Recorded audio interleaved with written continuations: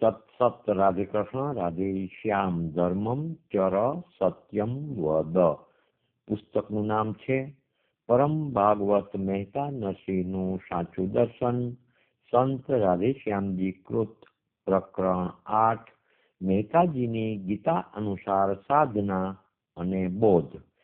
નિષ્ઠા પ્રેમે ભજો કે અખિલ જગતના અક્ષરાતીત તાત. છોડી આશક્તિ મિથ્યા વિષય રસત જો દર્શતા બોધસાર. મહેતાજી વેદ ધર્મ કે ગીતાના બોધ અનુસાર સાધન કરીને સિદ્ધિને પામ્યા અને તે અનુસાર સ્પષ્ટ બોધ તેના પદોમાં જણાઈ આવે છે. તે નીચે પ્રમાણે છે. સ્વધર્મ સેવન એટલે કર્તવ્ય કર્મ. મહેતાજીએ બ્રાહ્મણ ધર્મ પ્રમાણે જનોઈના સંસ્કાર સાથે સદાચારનું પાલન ચીવટપણે કરેલ, તેથી કર્મ મુક્ત સ્થિતિને પામેલ. જુઓ ભાગવત એકાદશ સ્કંદ અધ્યાય 3 શ્લોક 46. વેદે જ કર્મ દર્શાવ્યા પ્રભુ અર્થે કરે નર. પામે સિદ્ધિ છૂટે કર્મો રુચિ કાજ કહ્યા ફળ. પોતાના ધર્મનું પોતાના કર્તવ્યનું નિખાલસપણે પાલન એ જ પ્રથમ ને સર્વશ્રેષ્ઠ સાધન છે. ધર્મ જ પોતાનો સાચો સહોદર ને બેલી છે. દેહ છૂટ્યા પછી પણ પોતાનો સેવેલો ધર્મ જ સાથે આવે છે. જે ધર્મ સેવા વીરતાથી કરી બતાવે તેને જ બ્રહ્મ ભાવમાં સ્થિતિ કે પ્રેમ રૂપા ભગવદ ભક્તિ પ્રાપ્ત થાય. બીજા તો વાતોમાં એટલે વાણી વિલાસમાં રહે. માટે મહેતાજીના નીચેના 2 સૂત્રો ખાસ વિચારી વર્તનમાં મૂકવા, તે વિના પ્રગતિ અસંભવિત છે. આપણે આપણા ધર્મ સંભાળવા કર્મનો મર્મ લેવો વિચારી. નરસિંહના સ્વામીને સ્નેહથી સમરતા ફરી નવયવતરે નરને નારી. વળી પારકી હૂંફે મહત્તા કરે પ્રાણિયા. પુણ્ય પાખે સહુ વાત ખોટી. તે તો કરષણ કોદરવાવિયા. ક્યાંથી જમે તું તો દાળ રોટી. માટે પુણ્ય કર પુણ્ય કર પુણ્ય કર પ્રાણિયા. મહેતાજીમાં આત્મભોગ આપીને નિષ્કામપણે કર્તવ્ય કર્મ પાડી છૂટવાની વીરતા હતી. તેથી જ પૂર્વ કર્મ જલ્દી કપાઈ જતા આ વીર પુરુષ ગીતાનો કર્મયોગ કે બુદ્ધિ યોગ સાધી કર્મજાળથી મુક્ત થઈ બ્રહ્મ ભાવની સ્થિતિને પામ્યા. આગળ છે સ્થિત પ્રજ્ઞ દશા ને તેથી પ્રગટતા જ્ઞાન વૈરાગ્ય. સૌથી પ્રથમ ગીતા અધ્યાય 2 ચિત્ત શુદ્ધિ કરવા માટે સરળ એટલે નિષ્કપટ સાદા સંયમી જીવન પર ભાર મૂકે છે. ને તે માટે નિષ્કામ ધર્મ સેવન સાથે પ્રભુ પરાયણ જીવન. શ્લોક 61. બધા સંસારી સંગ કે કુસંગનો ત્યાગ. શ્લોક 62-63. સમ એટલે મનમાં વિષયનો સંકલ્પ જ ન કરવો. દમ એટલે ઇન્દ્રિયોને વિષયમાં ન જવા દેવી. તિતિક્ષા એટલે સુખ દુઃખ, માન અપમાન આદિ દ્વંદ્વો હસ્તે મોયે સહન કરી લેવા વગેરે ઉપાયો બતાવે છે. વિષય વાસના કે સંસારી માયા છૂટવી ઘણી જ કઠણ છે. જીવ નિષ્કામ કર્મનું પુણ્ય બળ ખૂબ વધારે ને અંતરમાં શ્રી કૃષ્ણનું અવિરત ચિંતન ને તેના પ્રેમની સતત કામના રાખે તો જીવ છૂટે ને તેને નિર્મળ જ્ઞાન વૈરાગ્ય યુક્ત સ્થિત પ્રજ્ઞ દશા પ્રાપ્ત થાય. આને જ સમદર્શન યોગ, આત્મજ્ઞાન, બ્રહ્મભાવ, જીવન મુક્ત દશા વગેરે નામ ગીતાજીમાં આપ્યા છે. આ સ્થિતિ થાય ત્યારે જ આત્મા દેહથી તદ્દન ભિન્ન છે એવું જ્ઞાન થાય ને જગત પ્રપંચ સાવ ખોટો લાગે. પ્રભુ પ્રેમ પણ ત્યાર પછી જ પ્રગટે. ભાગવત એકાદશ સ્કંદ અધ્યાય 20 શ્લોક 11 કહે છે કે આલોકે ધર્મ સેવી રે કરે ના પાપ શુદ્ધ રે વિશુદ્ધ જ્ઞાન તે પામે કે સેવા ભક્તિ જે ચહે. ગોસ્વામી તુલસીદાસજી પણ કહે છે કે ધર્મ તે વીરતિ યોગ તે જ્ઞાન. આમ શાસ્ત્ર સિદ્ધાંત અનુસાર જ ધર્મ મંત્રી મહામંત્રીના કુળમાં જન્મેલા મહેતાજીનું જીવન ઘડાણું ને વેદે બતાવેલા કર્તવ્ય કર્મનું પાલન જ્ઞાન બુદ્ધિ કે સ્વાર્થ ત્યાગથી થતા કર્મ મુક્ત સ્થિતિ એટલે કે અસંગ નિર્લેપ આત્મજ્ઞાનની સ્થિતિ પામ્યા. આ બ્રહ્મ ભાવની સ્થિતિને પામેલા યોગીના લક્ષણનું વર્ણન ગીતા અધ્યાય 6 છે. શ્લોક 29-32. પોતાને સર્વભૂતોમાં પોતામાં સર્વભૂતને મહાત્મા સિદ્ધતે જોતા સમતા આધરી બધે. જે મને સઘળે જોતા બધું મારા વિશે વળી તેનાથી અળગો ના હું તે હુંથી અળગા નથી.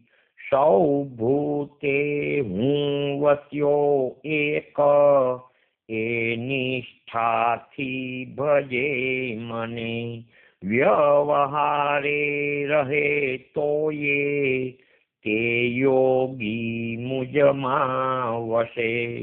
પોતાના પંડની જેમ બધે અર્જુન જે જુએ સુખ કે દુઃખને વિશે શ્રેષ્ઠ યોગી મનાય તે. મહેતાજી આવા બ્રહ્મ ભાવમાં સ્થિર થયા તેથી સંસારના દ્વંદ્વોને વટી ગુણાતીત એટલે પર સ્થિતિ પામ્યા. આ બ્રહ્મ ભાવ પ્રગટ થતા એટલે કે સમદર્શન યોગ પ્રગટ થતા મહેતાજીએ અનુભવ સિદ્ધ ગાયું કે અખિલ બ્રહ્માંડમાં એક તું શ્રી હરિ જુજવે રૂપે અનંત ભાષે દેહમાં દેવ તું તેજમાં તત્વ તું શૂન્યમાં શબ્દ થઈ વેદવાસે. વળી જાગીને જોઉં તો જગત દિશે નહીં ઊંઘમાં અટપટા ભોગ ભાષે ચિત્ત ચૈતન્ય વિલાસ તદ્રૂપ છે બ્રહ્મલટકા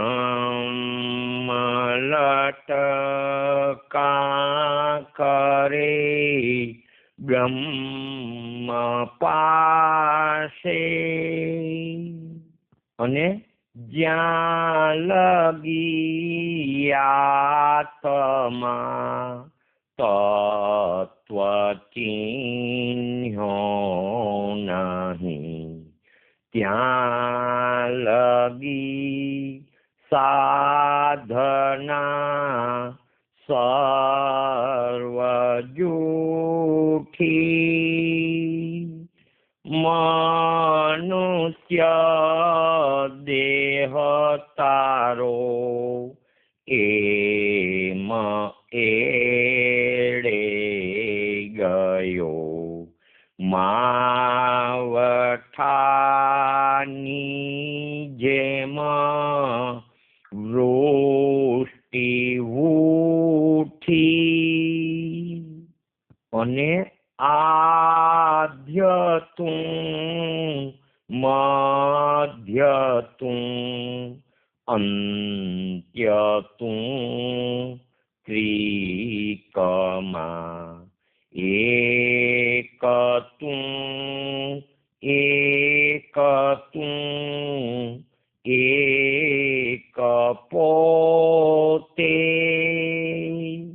અખિલ ચો બ્રહ્મ બ્રહ્માદિક નવલહે પૂરચા માનવી અન્ય ગોતે વગેરે મહેતાજીના અનુભવ સિદ્ધ પદો છે.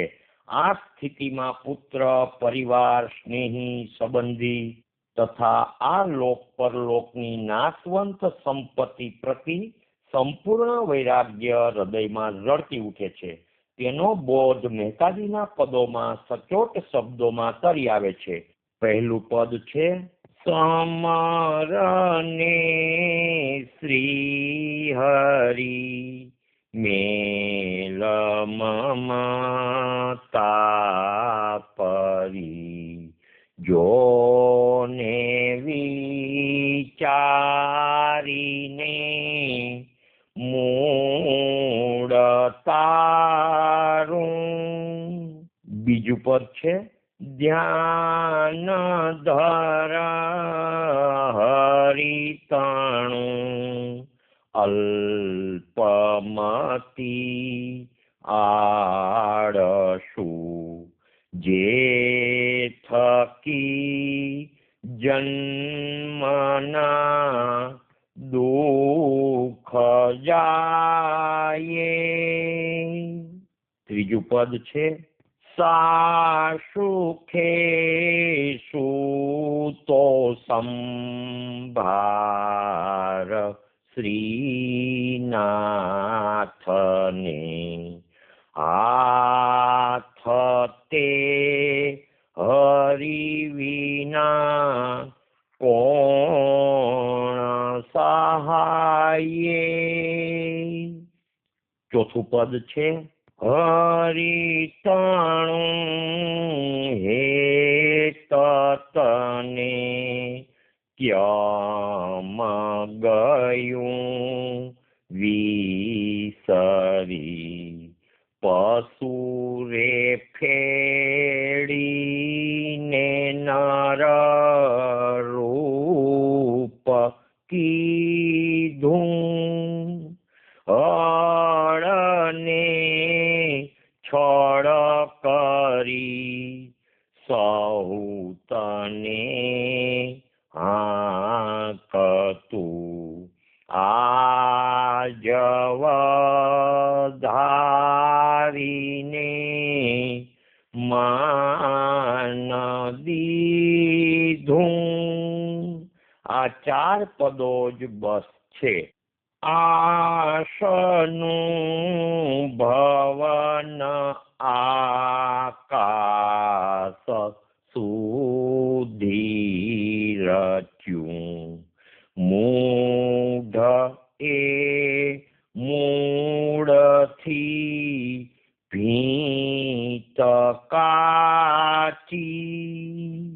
ધ્યાન દર હરિતણું અલ્પમતી આળસુ. વળી ધન તણું ધ્યાન તું અહોનિસ આદરે. એ જતા રે અંતરાય મોટી. પાસે છે પિયું અલ્યા તેને નવ પરખિયા. હાથથી બાજી ગઈ થયો રે ખોટી. અને દેહ સંબંધ તજે અવનવા બહુ થશે. પુત્ર કલત્ર પરિવાર વહાયે. સમરને શ્રી હરિ મેલ મમતા પરી. વળી પટક માયા પરી અટક ચરણે હરી. વટકમાં વાત સુણતા જ સાચી. અને અવરધંધો કરે અરથ કણી નવસરે. માયા દેખાડીને મૃત્યુ વહાયે. અને કુળને તજસે કુટુંબને તજસે સહેસે સંસારનું મેણું રે. ભણે નરસિંહ હરિ તેને મળશે. બીજી વાતે વાશે વહાણું રે. દુર્મતિયા ડાયા થઈ આવે. સાણા થઈ સમજાવે રે. અને લોકની લાજ મરજાદતે પરહરો. નિર્ભે થઈને હરિગુણ ગાવો. મનના મનોરથ પૂરશે માવજી. તજી સંસાર વૈકુંઠ જાઓ. અને જગત કરુણા થકી યોની નાત નવી ધરે. પેરે પેરે દેહ ગર્ભવાસે સંત કરુણા થકી સકળ કારજ સરે કૃષ્ણ કરુણા થકી કૃષ્ણ ભાસે આવો જેનો સચોટ બોધ છે તે પછી કુળ કુટુંબમાં રહી શકે ખરા? સર્વાંશે ત્યાગ વિના ભગવાનમાં તન્મયતા થાય જ નહીં. આગળ છે શ્રી હરિની શરણાગતિ ને સમર્પણ.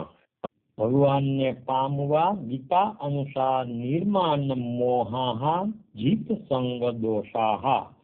ગીતા અધ્યાય 15 શ્લોક 5 પ્રમાણે થવું પડે. તે માટે જ્ઞાન વિજ્ઞાન યોગ નામના 7મા અધ્યાયમાં સૃષ્ટિના અણુ અણુમાં વ્યાપક અને તેના નિયામક ભગવાનના શ્રેષ્ઠ મહાત્મ્ય જ્ઞાન સાથે તેની શરણાગતિ રૂપી વિજ્ઞાન અને 9મા અધ્યાયમાં મન બુદ્ધિ આદિ સર્વસ્વ ભગવાનને અર્પણ કરવા રૂપી સમર્પણને શ્રેષ્ઠ સાધન કહ્યા છે. ગીતા બોધની શરૂઆત પણ અર્જુનની શરણાગતિથી થાય છે. અધ્યાય 2 થી 7. આખો 17મો અધ્યાય પણ અધ્યાય 9ના 17મા શ્લોકમાં બતાવેલા સમર્પણના વિવેચન રૂપ છે અને ગીતાનો અંત પણ સાર રૂપ શરણાગતિ ને સમર્પણથી કર્યો છે. મનુષ્યોને આત્માને બદલે દેહ, સ્ત્રી, પૈસા, કુટુંબ, કબીલો, માન, પ્રતિષ્ઠા આદિ મિથ્યા પદાર્થોમાં સત્ય બુદ્ધિ હોવાથી તેના પરની આસક્તિ તજી શકતો નથી. આથી નામ રૂપ, કુળ, વિદ્યા, જોબન, લોકવાતો, લોકરીતો ને લોકલજ્જા રૂપી માયાના પાશો કે ત્રિગુણી જાળમાં બંધાતો જાય છે. જો જીવ સર્વ કામના તજી શ્રી કૃષ્ણ ભગવાન પર સર્વ ઓવારી તેના નામ પરાયણ થઈ તેને આશરે બેસી જાય તો લૌકિક વૈદિક સર્વ બંધનો ક્ષણમાં તૂટી જાય છે અને અહમતા, મમતા, રાગ, દ્વેષ, કામ, ક્રોધ, લોભ, મોહ આદિ અંદરની માયા કે જીવ ભાવ પણ નાશ પામતા ભગવદ ભાવ કે બ્રહ્મ ભાવની સ્થિતિને પામે છે.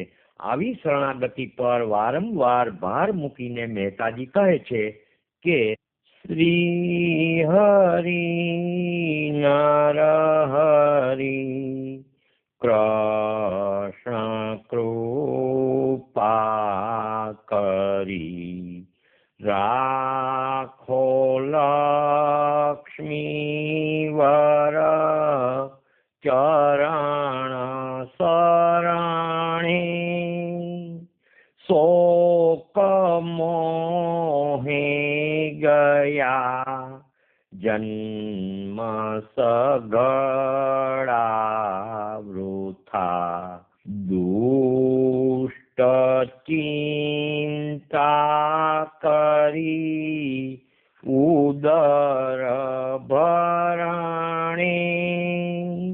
વળી બીજા પદમાં કહે છે અને કયો નિભમ્યો તાપતોયે નવ સમ્યો ક્ષણ નથી સુખ તુજ શરણ પાખે.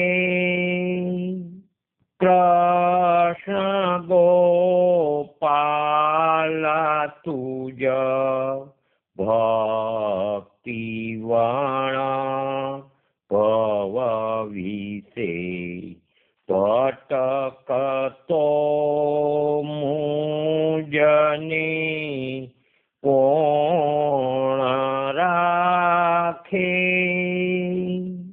અને ત્યાર પછીના પદમાં કહે છે શરણ આવ્યા તેનો અખંડ ચૂડો રાખ્ય ભવ સિંધુમાં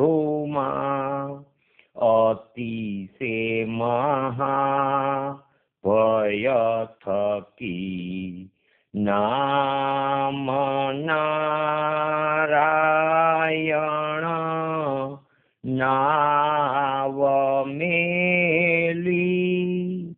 ત્યાર પછીના પદમાં કહે છે સકળ કલ્યાણ શ્રી કૃષ્ણના ચરણમાં શરણ આવે સુખ પારનો યે. અને ત્યાર પછીના પદમાં કહે છે હેડ બેડી ભાંગો શરણ આવે બાપજી પાપ મેં કવણ કીધા હશે નામ લેતા તારું નિદ્રા આવે. વગેરે પદોમાં વારંવાર ભાર મૂકીને મહેતાજી કહે છે. આગળ છે સત્સંગ એટલે સંતનો સંગ ને સેવા. દેવ માયા અતિ બળવાન છે એટલે મમ માયા દુરત્યયા. શરણાગતિ સાથે સત્સંગ એટલે મહાપુરુષ કે સંતના ચરણ સેવ્યા વિના તે દૂર થતી નથી એટલે વિના મહત્પાદ રજો અભિષેકમ. સંતના સંગને સેવા વિના જીવનું હું પદ ગળતું નથી. જે જ્ઞાતિ કે કુળમાં લોક વ્યવહાર લોકરીત ને લોકડાહ પણ મુખ્ય સ્થાને હોય તેમનાથી સાચો સત્સંગ બનવો કઠણ છે. શરણ ભાવ વિનાના લોકો કેવળ કથા વાર્તાઓ કે વ્યાખ્યાનો સાંભળ્યા કરવા કે પુસ્તકો શાસ્ત્રો આદિ વાંચ્યા કરવા તેને જ સત્સંગ માને છે અને તેમાં જ ગૂંચવાઈ રહે છે. મહેતાજી કહે છે કે હરિ એવા હરિજન અર્થાત સંતને પ્રભુ તુલ્ય માની સત્સંગ કરવો જોઈએ અને વારંવાર સાચા સત્સંગનું મહત્વ બતાવતા કહે છે કે ભણે નરસિંહ ભવ સાગરે બુડતા હરિજન નાવનિશ્ચે પ્રમાણો. વળી તારા દાસના દાસની નિત્ય સંગત વિના ભ્રષ્ટ થાય ભૂધરા મન મારું. અને તારા દાસના ચરણની રેણુ મસ્તક ધરું જે થકી કોટી કલ્યાણ પામું. અને સંત કરુણા થકી સકલ કારજ સરે કૃષ્ણ કરુણા થકી કૃષ્ણ ભાસે વગેરે. પણ અહંકારી અક્કડ જીવોને દીનતાથી સેવા કરવી ન રૂચે તેથી છેટા રહે. આગળ છે પરાભક્તિ એટલે પ્રેમ ભક્તિ. આમ જ્ઞાનમયી ક્રિયા સેવતા સચોટ શરણાગતિથી શ્રી હરિ કૃપા થતા કેવળ ભગવાનમાં પ્રેમ ભક્તિ પ્રગટી, જેને પરા, સાધ્યા, ઉર્જિતા, અનન્યા, અવ્યભિચારિણી કે અચળ ભક્તિ કહેવામાં આવે છે. આ જ ભક્તિને રામાયણમાં શ્રી ગોસ્વામીજી અન્નપાયીની ભક્તિ કહે છે. નિષ્કામ ધર્મ સેવનનું અપાર પુણ્ય થતા પ્રભુ કૃપાથી જ્યારે નામરૂપના પ્રપંચરૂપી માયા તદ્દન છૂટી જાય ત્યારે જ આ ભક્તિ પ્રાપ્ત થાય છે. પ્રેમ ભક્તિ એટલે નિર્ગુણા ભક્તિ કે વિશુદ્ધ જ્ઞાન યોગ. ગીતાના 9મા અધ્યાયમાં શ્લોક 27-28માં બોધેલ સમર્પણ યોગ આમાં આવી જાય. ભાગવત કહે છે કે આ રીતે ધર્મ સેવી રે સર્વ મેલી મને ભજે. આ બધામાં હું વસુ જાણે શીઘ્ર ભક્તિ પરા ફળે. એકાદશ સ્કંદ અધ્યાય 18 શ્લોક 44. ધર્માર્થ કામને સેવે હું અર્થે મુજ આસરે રૂપ સનાતને મારા અચળ ભક્તિ મેળવે. એકાદશ સ્કંદ અધ્યાય 11 શ્લોક 24. યજ્ઞો દાનો તપો જાપો વ્રતો જે ગમતું મને સ્ત્રી પુત્ર ધન ને પ્રાણો અર્પી દે પરમાત્મને. ભાગવત એકાદશ સ્કંદ અધ્યાય 3 શ્લોક 28મો. સમર્પી આત્મ આ ધર્મો સેવે ઉદ્ધવ તે ઉરે મારામાં પ્રગટે ભક્તિ બાકી શું મળવું રહે. ભાગવત એકાદશ સ્કંદ અધ્યાય 19 શ્લોક 24. મનુષ્ય જ્યારે સહુ કર્મ ત્યાગે આત્મા નિવેદે પ્રિય થાત મુને પમાડ તો આત્મવિશુદ્ધ જ્ઞાન હું રૂપ થાવા જન શક્ત થાત.